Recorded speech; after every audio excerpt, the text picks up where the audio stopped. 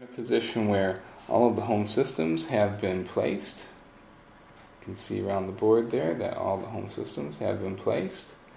And the second complete ring around Mexicatl Rex has been completed.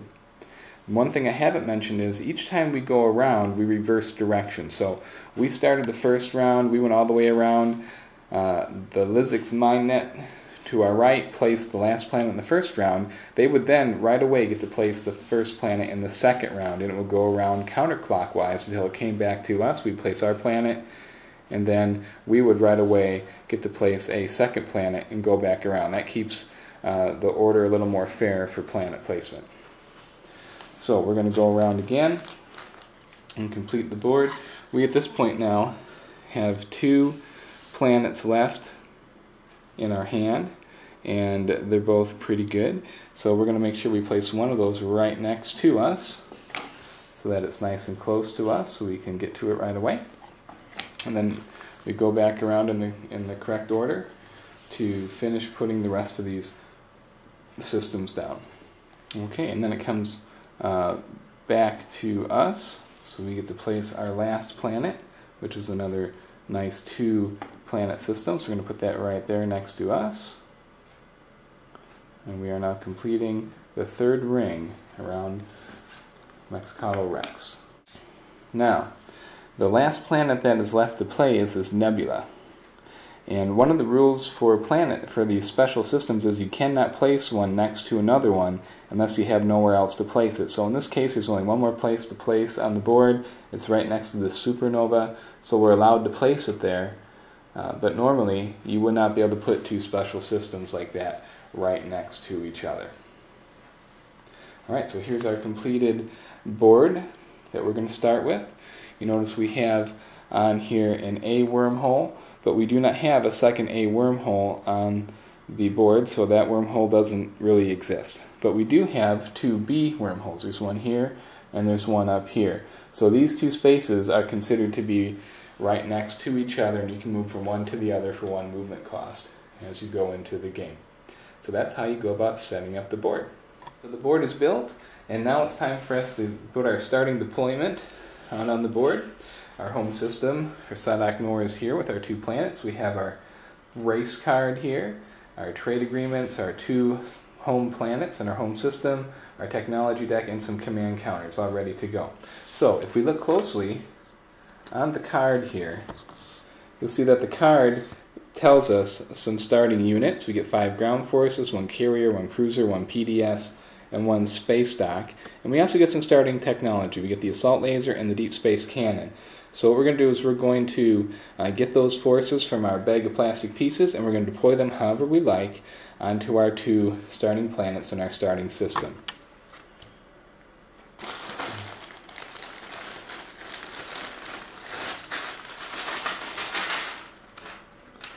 Alright, so here's our cruiser, here's our carrier that we get. We get 1 PDS, which is a planetary defense system, and we get 5 ground troops. Now each race is going to have a different amount of pieces that they use to set up.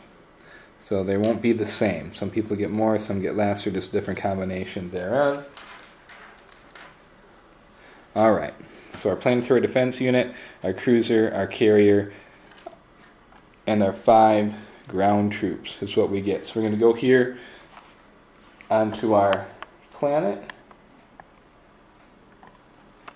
right here, with our 2 planets there, and we have to decide the carrier and the cruiser are in space, so we'll just set them up here on the thing, but they're always going to be in space, not on the planet. And then the planetary defense system, we can pick whichever planet we want to put it onto. So I'm going to put it down here on Quinara. So that's going to be protecting that planet. And then our forces, we can deploy as many as we like on any of our planets, or we could have them loaded onto our carrier.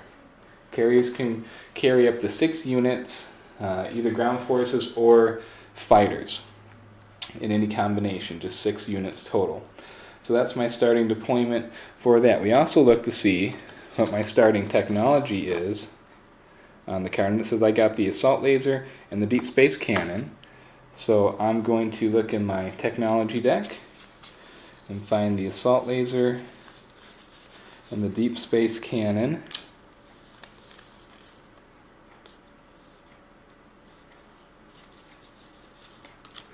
And put those down in front of me as well. So I put those down right down here. So you see that the assault laser says that all my carriers, or my cruisers, and destroyers now receive a +1 on combat rolls, so an upgrade to their lasers. And the deep space cannon means that I can fire at enemy fleets in adjacent systems with my planetary defense system. So if somebody enters a planet adjacent to my home system, I can take a free shot at them and try to destroy one of their ships.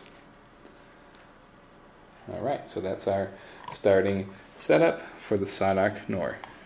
For the purposes of this demonstration, I'm not going to go through the time to set up all 6 different races on the board. We'll just focus on the one to either side of us as we start. That would be the Nalu Collective over here, and the Lizix Mindnet over here in the blue pieces.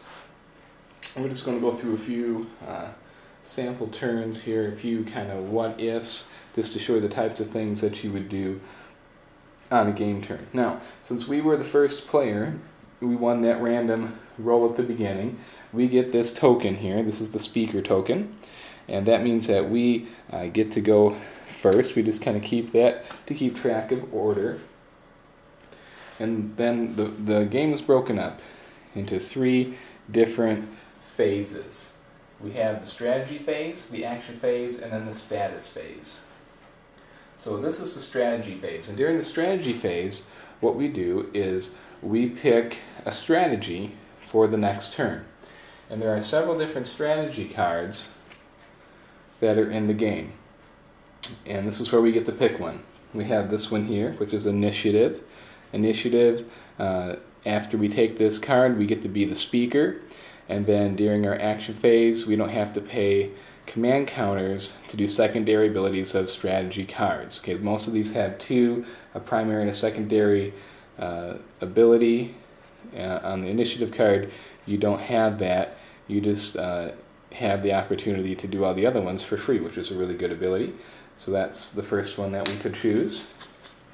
The second one is called Diplomacy, and Diplomacy allows us to name another opponent, and for the remainder of this phase, they can't activate a system with our units. So they basically can't attack us, and we can't attack them. So it's kind of, if someone's starting to get close to attacking you, you don't want them to, you could get Diplomacy and force them not to be able to attack you for a turn. The third card is the Political card, which allows you to draw a political card, which could be laws and rules and so forth, and have that be voted upon.